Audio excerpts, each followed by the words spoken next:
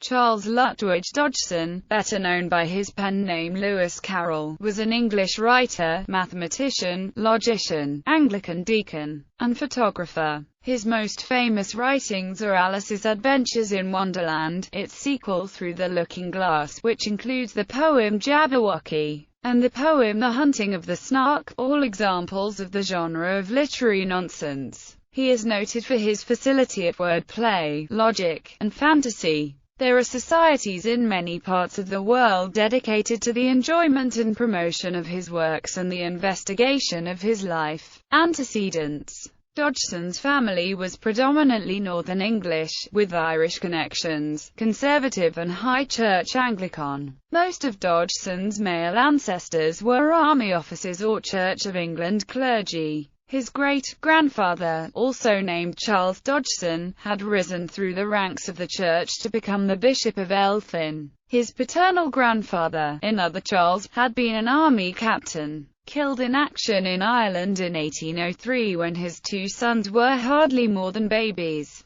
The oldest of these sons, yet another Charles Dodgson, was Carroll's father. He went to Westminster School and then to Christ Church, Oxford. He reverted to the other family tradition and took holy orders. He was mathematically gifted and won a double first degree, which could have been the prelude to a brilliant academic career. Instead, he married his first cousin Frances Jane Lutwidge in 1827 and became a country parson. Dodgson was born in the small parsonage at Daresbury in Cheshire near the towns of Warrington and Runcorn. The eldest boy but already the third child of the 4.5-year-old marriage. 8 more children followed. When Charles was 11, his father was given the living of Croft-on-Tees in North Yorkshire, and the whole family moved to the spacious rectory. This remained their home for the next 25 years. Charles's father was an active and highly conservative cleric of the Church of England who later became the Archdeacon of Richmond and involved himself, sometimes influentially, in the intense religious disputes that were dividing the Church.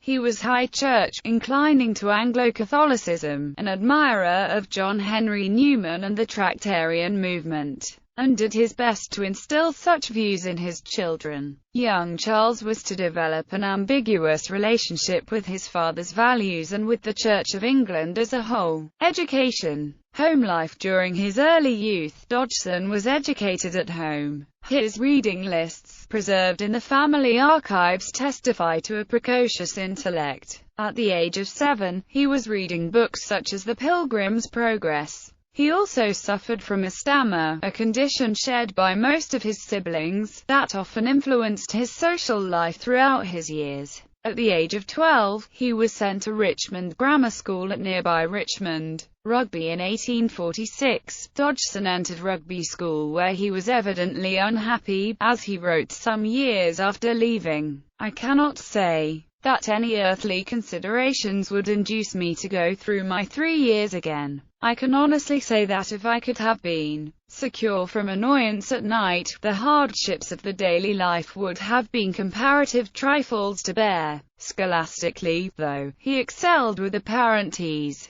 "I have not had a more promising boy at his age since I came to rugby," observed mathematics master R.B. Mayer. Oxford. He left rugby at the end of 1849 and matriculated at Oxford in May 1850 as a member of his father's old college, Christ Church. After waiting for rooms in college to become available, he went into residence in January 1851. He had been at Oxford only 2 days when he received a summons home. His mother had died of inflammation of the brain, perhaps meningitis or a stroke, at the age of 47. His early academic career veered between high promise and irresistible distraction. He did not always work hard, but was exceptionally gifted and achievement came easily to him. In 1852, he obtained first-class honours in mathematics moderations, and was shortly thereafter nominated to a studentship by his father's old friend Canon Edward Pusey. In 1854, he obtained first-class honours in the final Honours School of Mathematics, standing first on the list, graduating Bachelor of Arts. He remained at Christ Church studying and teaching. But the next year he failed an important scholarship through his self-confessed inability to apply himself to study. Even so, his talent as a mathematician won him the Christ Church mathematical lectureship in 1855, which he continued to hold for the next 26 years. Despite early unhappiness, Dodgson was to remain at Christ Church, in various capacities, until his death. Character and appearance. Health challenges. The young adult Charles Dodgson was about 6 feet tall and slender, and he had curly brown hair and blue or gray eyes. He was described in later life as somewhat asymmetrical, and as carrying himself rather stiffly and awkwardly, although this might be on account of a knee injury sustained in middle age. As a very young child, he suffered a fever that left him deaf in one ear. At the age of 17, he suffered a severe attack of whooping cough, which was probably responsible for his chronically weak chest in later life. Another defect which he carried into adulthood was what he referred to as his hesitation, a stammer that he acquired in early childhood and which plagued him throughout his life.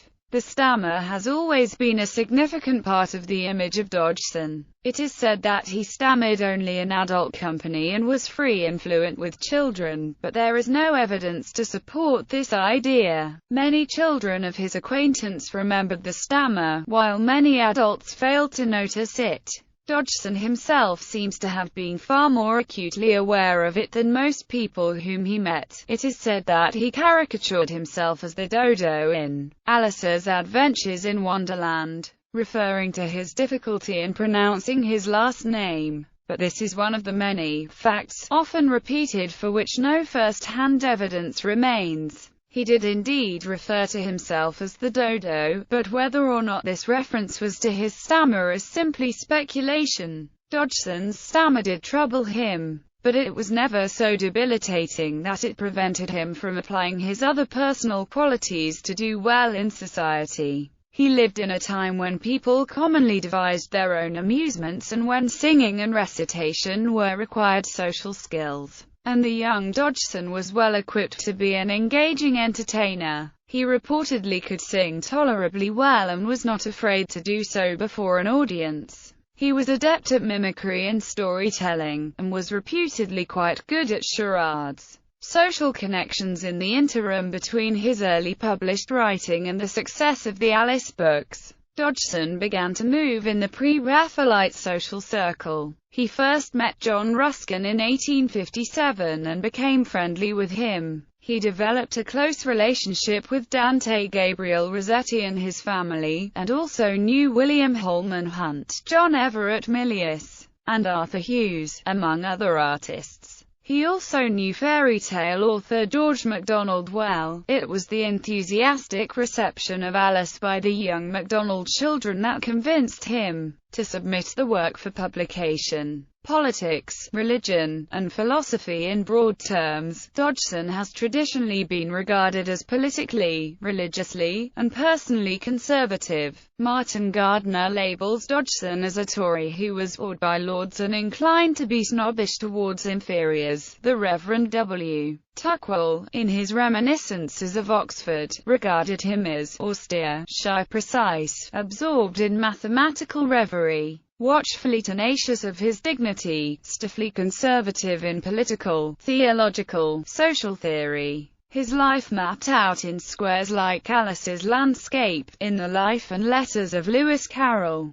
The editor states that his diary is full of such modest depreciations of himself and his work, interspersed with earnest prayers that God would forgive him the past, and help him to perform in his holy will in the future. When a friend asked him about his religious views, Dodgson wrote in response that he was a member of the Church of England, but doubted if he was fully a high churchman. He added, "I believe that when you and I come to lie down for the last time, if only we can keep firm hold of the great truths Christ taught us, our own utter worthlessness and his infinite worth, and that he has brought us back to our one Father, and made us his brethren, and so brethren to one another, we shall have all we need to guide us through the shadows. Most assuredly I accept to the full the doctrines you refer to, that Christ died to save us, that we have no other way of salvation open to us but through his death, and that it is by faith in him, and through no merit of ours,